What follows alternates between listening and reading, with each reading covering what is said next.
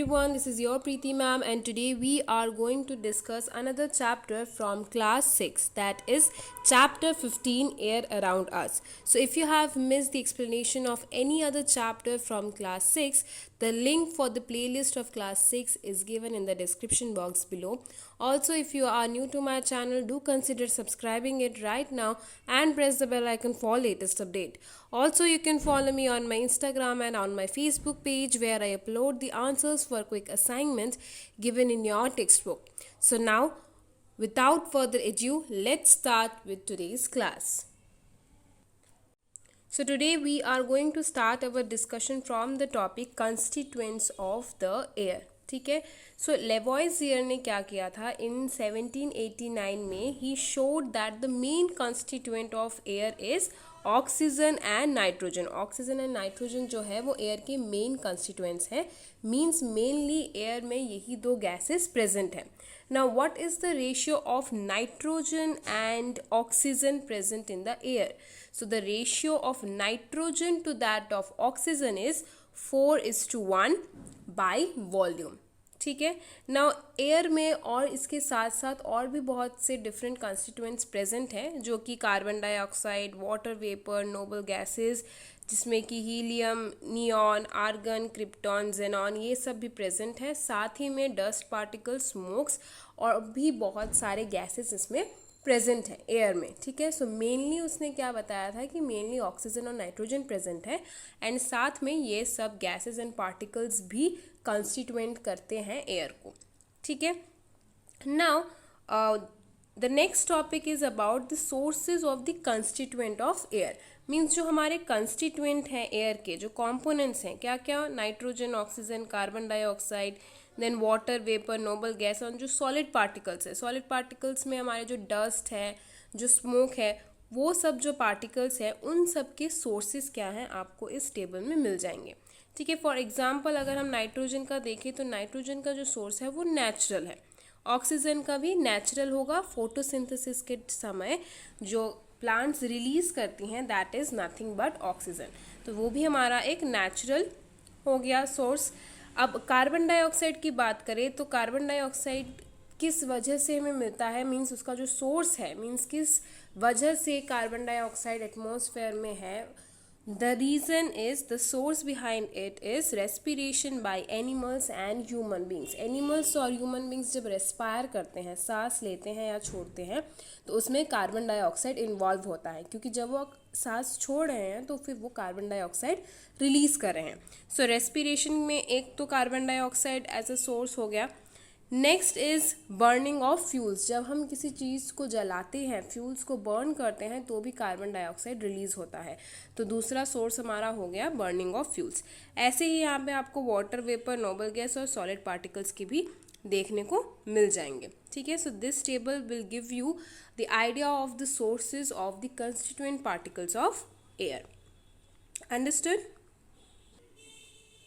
Next बात करते हैं कंपोजिशन ऑफ द एयर. तो हमें पता है कि क्या क्या कंस्टिट्यूएंट्स हैं. अब उनका कंपोजिशन क्या है, मीन्स उनका प्रपोर्शन क्या है, कितनी मात्रा में ये चीज़ें प्रेजेंट हैं. तो नाइट्रोजन में हम केमिकल फार्मूला नाइट्रोजन का N2 लिखते हैं. ठीक है. N2 is the chemical formula for nitrogen. Similarly अगर हम ऑक्सीजन की बात करें तो उसका जो केमिकल फार्मूला है वो है O2. देन कार्बन डाइऑक्साइड का CO2. नोबल गैस में यहाँ पे कोई फार्मूला नहीं दिया हुआ क्योंकि नोबल गैस में अभी थोड़ी देर पहले ही हमने इसके पिछले वाले स्लाइड में ये पढ़ा था कि नोबल गैस बहुत से तरीके के बहुत से गैसेस होते हैं जैसे हीलियम, नियॉन, जेनॉन, ये सब के डिफरेंट फार्मूलाज होंगे यहाँ पे. इसीलिए as a whole noble gas का कोई फार्मूला नहीं होता. नोबल गैसेस में और भी पर्टिकुलरली डिफरेंट गैसेस इन्वॉल्व्ड हैं. ठीक है. Now what are the proportion of these. The proportion of these will be 78.1 for nitrogen, 20.9 जो कि हो गया हमारा ऑक्सीजन. कार्बन डाइऑक्साइड जो है वो 0.03 है और noble gas 0.93. Then water vapour, smoke particle, dust particle इन सब का जो है, ये सब जो है वो वेरिएबल है। वेरिएबल इन द सेंस वो प्लेस के साथ साथ चेंज हो सकता है। इट्स नॉट मैंडेटरी कि हर जगह पे जितना वाटर वेपर एक जगह पे हमें मौजूद मिला उतना ही वाटर वेपर हमें कहीं और भी मौजूद मिलेगा। तो मीन्स ये water vapour, dust particles, smoke particles, ये सब डिफरेंट एरियाज़ में डिफरेंट होंगे। जैसे कि यहाँ पे एक एग्जाम्पल आपको दिया गया है, इस पैराग्राफ में यही समझाया गया है एंड साथ में एक एग्जाम्पल दिया हुआ है इस कॉन्टेक्स्ट में कि जो एयर है around any industrial areas contains more carbon dioxide than the green areas. तो इंडस्ट्रियल एरिया में ज़्यादा कार्बन डाइऑक्साइड प्रेजेंट होगा, ज़्यादा smoke and dust particle present होगा as compare to that of green areas. ठीक है, तो इसीलिए हम कह सकते हैं कि जो वाटर वेपर का खेल है या फिर जो स्मोक पार्टिकल, डस्ट पार्टिकल का जो इशू है वो डिफरेंट प्लेस पे डिफरेंट होगा। ठीक है, अब out of all these gases, ठीक है, they all have low solubility in water. ये सारे जो गैसेस है वो बहुत कम मात्रा में सॉल्युबल होते हैं वाटर में। Now of all the gases is air, carbon dioxide is the most soluble gas in water. सारे के सारे गैस ही बहुत कम मात्रा में वाटर में डिज़ोल्व होते हैं, लेकिन इन सब में जो सबसे ज़्यादा डिज़ोल्व होता है या सॉल्युबल होता है वाटर में वो है कार्बन डाइऑक्साइड। ठीक है, so this is what this slide summarizes. Now let's move on to our next slide. Next हम बात करेंगे जो हमने पढ़े कि कंस्टिट्यूएंट्स जो प्रेजेंट है हमारे एयर में उसको हम प्रूफ कैसे करेंगे, उसको हम शो कैसे करेंगे। ठीक है, सो पहले हम बात करेंगे the presence of carbon dioxide in air. जो कार्बन डाइऑक्साइड एयर में प्रेजेंट है उसके बारे में हम बात करते हैं कि कैसे हम उस चीज़ को प्रूफ करेंगे। ठीक है, so for that here is the all the apparatus and the equipment structured. ठीक है, सो उसमें करना क्या है कि take a small sample of lime water in a test tube. ये रहा एक टेस्ट ट्यूब, इसमें हमें एक लाइम वाटर का सैंपल लेना है। Now with the help of air pump हमें क्या करना है, bubble air through it for some time. कुछ समय के लिए उसमें एयर को हमें डालना है। Now what we will observe that lime water turns milky। ये धीरे धीरे जो clear lime water होगा वो धीरे धीरे मिल्की होने लगेगा। ठीक है, Now this happens because of carbon dioxide। Carbon dioxide जो है वो लाइम वाटर के साथ रिएक्ट करता है और कैल्शियम कार्बोनेट फॉर्म को करता है, जिसकी वजह से जो लाइम वाटर है दैट इज कैल्शियम हाइड्रोक्साइड वो जाके मिल्की टर्न हो जाता है। ठीक है, so this way we can prove that the constituent of air is carbon dioxide, like one of the constituent of air is carbon dioxide.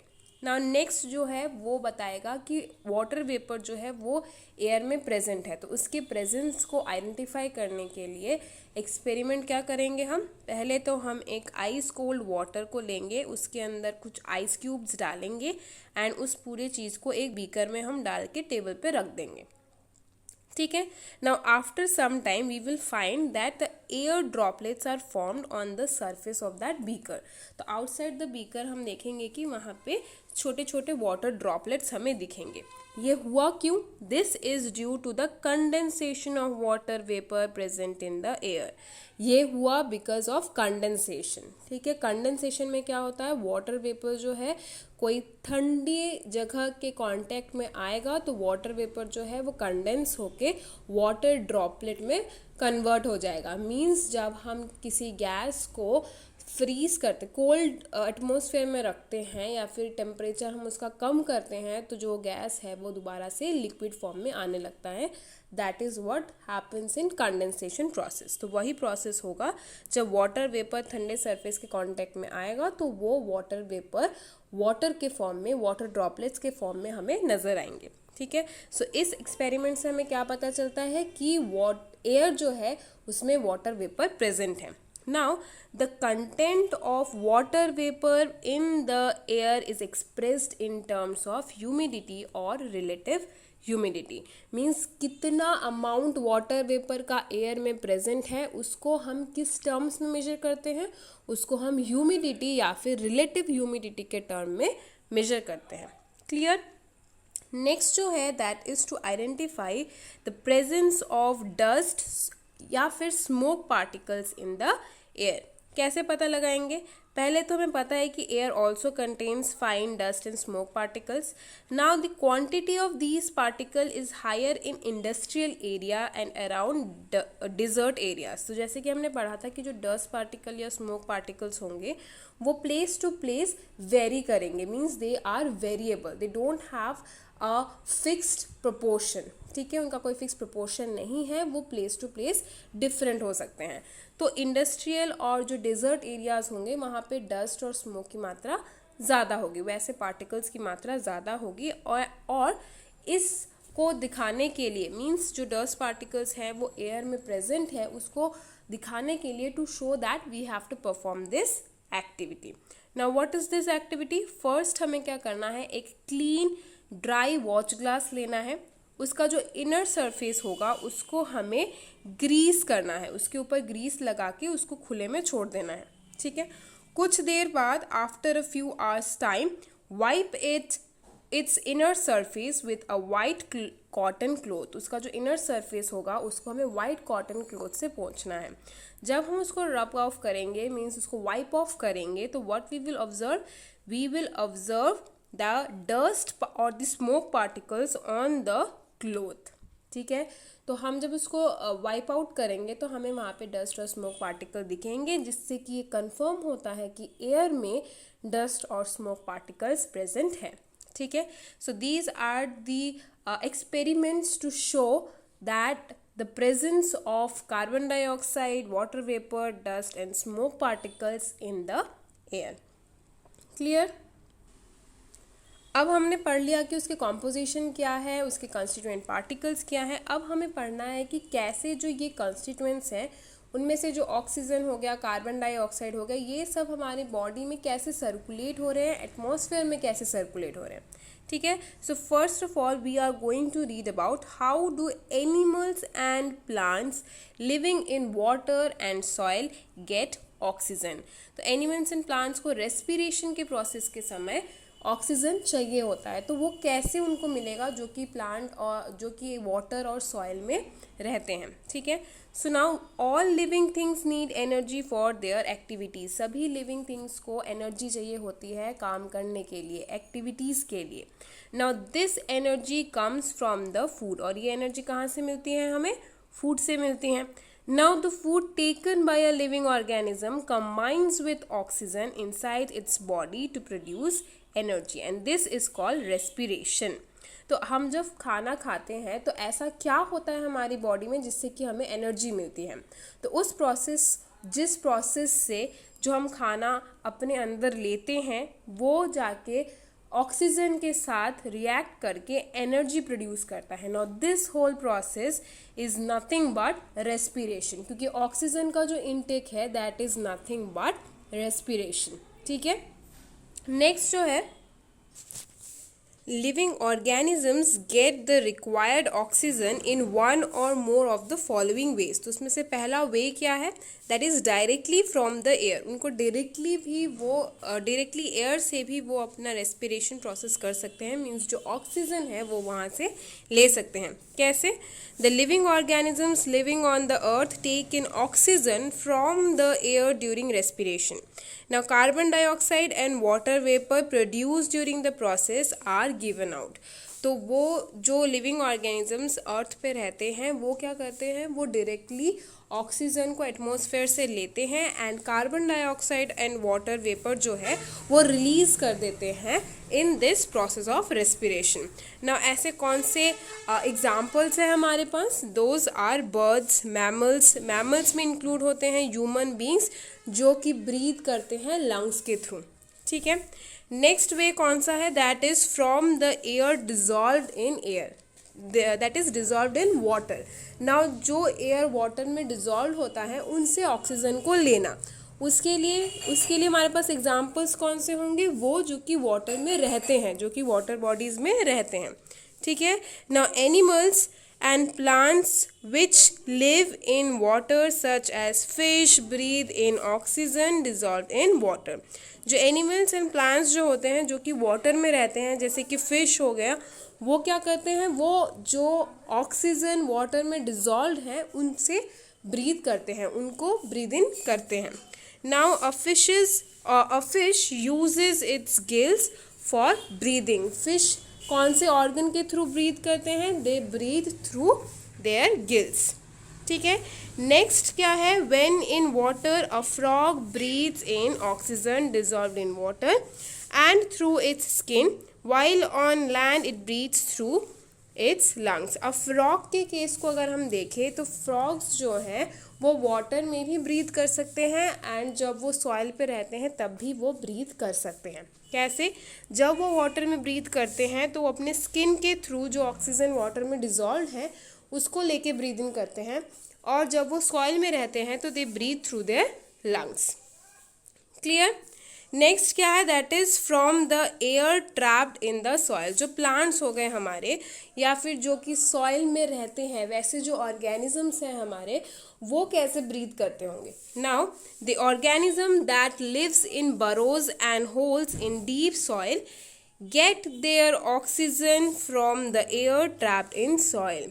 तो वो अपना जो ऑक्सीजन है वो सॉइल में जो एयर ट्रैप्ड हुआ है वहाँ से लेते हैं. ठीक है. Now these are the ways by which they can take the oxygen which are dissolved in water और which is present in soil for their respiration. Understood? Next बात करते हैं कि कैसे ये जो ऑक्सीजन एंड कार्बन डाइऑक्साइड की हम बात कर रहे हैं वो एटमॉस्फेयर में बैलेंस कैसे रहता है. Now this is the flow sheet diagram of how the carbon dioxide and oxygen is balanced in atmosphere. So photosynthesis की वजह से जो है कार्बन डाइऑक्साइड वो लेता है. ठीक है. Other way round we should start from this box. अगर हम इस बॉक्स से स्टार्ट करें so see carbon dioxide and oxygen जो कि एटमॉस्फेयर में प्रेजेंट है. नाउ जो कार्बन डाइऑक्साइड है वो फोटोसिंथेसिस के समय पे प्लांट्स टेक इन करते हैं एंड वो ऑक्सीजन एटमॉस्फेयर में रिलीज करते हैं. और क्या है? जो रेस्पिरेशन करते हैं एनिमल्स, और you can say the respiration that is happening because of living organisms, वो क्या करते हैं? वो ऑक्सीजन को एटमॉस्फेयर में रिलीज़ कर रहे हैं, और कार्बन डाइऑक्साइड को एटमॉस्फेयर में रिलीज़ करते हैं और ऑक्सीजन को एटमॉस्फेयर से लेते हैं. Also burning of fuels gives out oxygen and gives out carbon dioxide and takes in oxygen. वो भी कार्बन डाइऑक्साइड को रिलीज़ कर रहे हैं एटमॉस्फेयर में और ऑक्सीजन को लेते हैं, कंज्यूम करते हैं for burning of fuels. So this is how the whole levels of oxygen and carbon dioxide is balanced in the atmosphere. ठीक है. अब यहाँ पे हमने एक टर्म को यूज़ किया that is photosynthesis. Correct. Now what is this photosynthesis? It is a process by which green plants make their food in the form of carbohydrate with carbon dioxide and water in the presence of sunlight and chlorophyll. तो जो chlorophyll present है वो green plants में present होते हैं. ठीक है. Chlorophyll क्या है? एक ग्रीन कलर का सब्सटेंस है जो कि प्रेजेंट रहता है only in the green leaves of the plant. ठीक है. अब क्या करता है? ये क्लोरोफिल के प्रेजेंस की वजह से सनलाइट के टाइम पे ये प्लांट्स जो है वो खुद का खाना बनाते हैं by using carbon dioxide and water. ये रहा इसका word equation along with its chemical formula equation. ठीक है. उसके लिए कुछ इंपॉर्टेंट पॉइंट्स यहाँ पे डिस्क्राइब किया गया है जिसका मैंने पहला आपको बता दिया कि क्लोरोफिल जो है वो ग्रीन कलर का सब्सटेंस होता है जो कि ग्रीन लीव्स में प्रेजेंट है प्लांट्स के. सेकेंड पॉइंट बताया गया है कि oxygen is a valuable product of the photosynthesis. इस फोटोसिंथेसिस के प्रोसेस में जो प्रोडक्ट्स हमें मिलते हैं एक तो होता है कार्बोहाइड्रेट जो कि उनका फूड है जो कि उन्होंने बनाया है, that is in the form of carbohydrate, और साथ में वो रिलीज़ करते हैं ऑक्सीजन को. ठीक है. ये ऑक्सीजन जो है एक बहुत ही वैल्यूएबल हमारा प्रोडक्ट है in this process of photosynthesis. The released oxygen is escape into the air through stomata. ये जो ऑक्सीजन हमने अभी फॉर्म किया है वो एटमॉस्फेयर में रिलीज होता है स्मॉल टाइनी होल्स से जो कि सरफेस पे प्रेजेंट होता है लीफ के. Those are called stomata. ठीक है। Next is photosynthesis takes place only during the day time. So photosynthesis process जो है वो सिर्फ डे टाइम में ही हो सकता है, क्योंकि सिर्फ डे टाइम में ही उसको सनलाइट मिलेगा, और फोटोसिंथेसिस के लिए एसेंशियल है सनलाइट। क्लियर। यहाँ पे आप देख सकते हैं ये फोटोसिंथेसिस इन प्लांट्स का डायग्राम आपको दिया गया है। वो लाइट एनर्जी को यूज़ करते हैं, कार्बन डाइऑक्साइड को लेते हैं, एंड क्लोरोफिल के प्रेजेंस में they will form the food, that is glucose is formed and oxygen is released. Clear. Now this is from where they are taking in the water, ठीक है, for the process of photosynthesis. Understood this part? Now finally what we are going to study is about the uses of air. तो इतना कुछ air के बारे में पढ़ने के बाद उनके जो कॉन्स्टिट्यूएंट्स हैं, उनके कॉन्स्टिट्यूएंट्स के जो कार्बन डाइऑक्साइड एंड ऑक्सीजन है, उनका balancing in atmosphere, now which we are going to study is about the uses of this air. Now the kinetic energy of moving air is called wind energy. ठीक है, moving air को हम क्या कहते हैं? हम कहते हैं विंड। और मूविंग एयर से जो हमें एनर्जी मिलती है, मीन्स जो विंड से हमें एनर्जी मिलती है, उसको हम कहते हैं wind energy. So the topic will be wind energy which is corresponding to the uses of air. तो यूजेस ऑफ एयर का मतलब क्या है? विंड एनर्जी हम कैसे यूज़ कर सकते हैं। ठीक है, सो पहला क्या है? Wind energy is used for transporting people and material by using sail boats. तो विंड एनर्जी को हम लोगों को और मटेरियल्स को सेल बोट्स में लेके ट्रांसपोर्टेशन में हम यूज़ कर सकते हैं। Then wind energy is used for pumping out ground water, underground water, grinding of grains by using wind mills. ठीक है, विंड मिल्स जो हैं वो सिर्फ और सिर्फ विंड एनर्जी की मदद से ही ऑपरेट होती हैं, एंड जिनकी मदद से हम अंडरग्राउंड वाटर को पंप आउट कर सकते हैं या फिर ग्रेन्स को ग्राइंड कर सकते हैं, और भी बहुत से काम हम कर सकते हैं with the help of wind mill, जो कि ऑपरेट हो रहे हैं विंड एनर्जी की मदद से। ठीक है, next is wind energy is used for generating electricity bye using wind mill. So wind mill का एक और हमें पर्पस मिल गया, एक और हमें यूज़ मिल गया कि वो इलेक्ट्रिसिटी जनरेट करने में यूज़ होती है। मींस वो विंड एनर्जी को लेती हैं और इलेक्ट्रिसिटी जनरेट करती हैं। ठीक है, नेक्स्ट ऐसे और भी हमारे पास यूजेस हैं, जैसे कि air and wind also helps in dispersal of seeds, pollen of flowers. Seeds और पॉलन्स जो फ्लावर्स के होते हैं वो भी एक जगह से दूसरी जगह में डिस्पर्स करने में विंड जो है वो मदद करती हैं। और wind energy gliders, parachute, aeroplanes, इनके में भी हमें, इनके मूवमेंट में भी बहुत हेल्प करती हैं।